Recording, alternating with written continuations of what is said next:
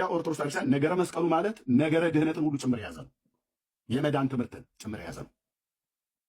ነገረ መስቀሉ እንደዚህ እንደሚባል አይደለም። ነገረ መስቀሉ ነገረ ድህነትን የያዘ ነው። ያው 4000 ሰው እየሰማ ነው የምናገረው። ይህንን ማንም አገልጋይ ዲናይ አያደርገውም። መጥቶ እኔ ፊት መጥቶ ገብቶ አያደርገውም። ያው ታውቃላችሁ፣ ኦርቶዶክሳውያን በተለይ አገልጋዮች በደንብ ታውቃላችሁ። እኔ እንደውም ብዙ ጊዜ ሲወራ የነበረበትን ነገር እዚህ መጥቶ ቀርቦ መነጋገር ጥሩ ነበር እና ጥሩ ድል ነበረ። እድሉን ብትጠቀሙ። ሌላም ደግሞ አሁን እንደዚሁ ጥሪ የሚያቀርብልኝ ሰው ካለ እቀበላለሁ። በተለይ ቤት አሁን ከዚህ በኋላ አገልጋዮች ነው አገልጋይ ክህነት፣ ድቁና፣ ምንኩስና፣ ቅስና የሌለውን ማንንም አልቀበልም።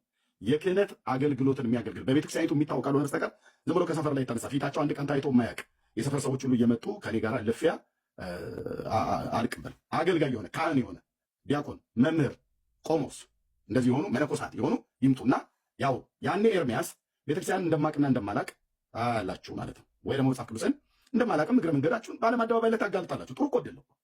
አላዋቂነቴን ማስጣት ያለብህ እንደዚህ ገጥመህ ሶሻል ሚዲያ ላይ ገጥመህ ነው እንጂ በውጭማ ሆኖ ማውራት እኮ ቀላል ነው ብራስ። እና ጥሩ ነው ደግሞ የገጠር ልጅ ገራገር ቢጤ ስለሆንኩም ብዙም አልከብዳችሁም። እና መድኃኒዓለም ያገናኘን ሜዳው ላይ ነው። በእነዚህ በኦርቶዶክሳውያን ነው እኛን መላእክትን ትንቃላችሁ ተብለን የምንባለው። አትቆምም ስለ ፊቴ በምን በመረጃና በእውቀት በማስረጃ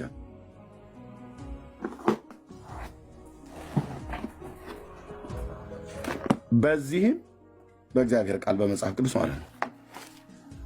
በዚህም ሜዳው ላይ ስንገናኝ ያው ሜዳው ይኸው ፈረሱ ይኸው ብሎ የሚለው ነገር ያኔ ወይኔ ላይ ወይ አንተ ላይ ይሰራል ማለት ነው።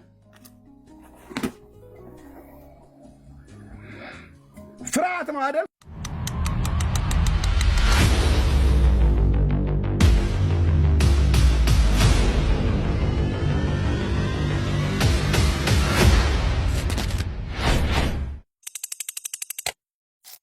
ብንወያይስ እውነት ቤተክርስቲያናችን ነገረ መስቀሉን በተመለከተ ያላት ትምህርት የተዛባና መጽሐፍ ቅዱሳዊ ነው?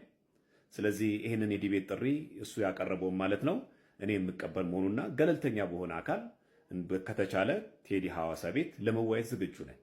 ስለዚህ ነገረ መስቀሉን በተመለከተ አሉኝ የምትላቸው የቤተክርስቲያን መጽሐፍቶችን በማጣቀስ እኔም ደግሞ ልክ እንደዚሁ በማጣቀስ ሁለታችንም ፍሬያማ የሆነ ውይይት እናደርጋለን ብዬ ተስፋ አደርጋለሁ። ኤርሚያም ሶሪ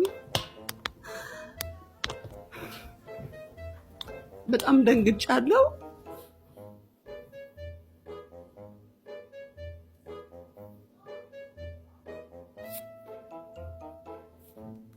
በኢየሱስ ስም አጥንቶቹ ይነቃነቁ። በኢየሱስ ስም የተያዙ ነገሮች ሁሉ ይለቀቁለት።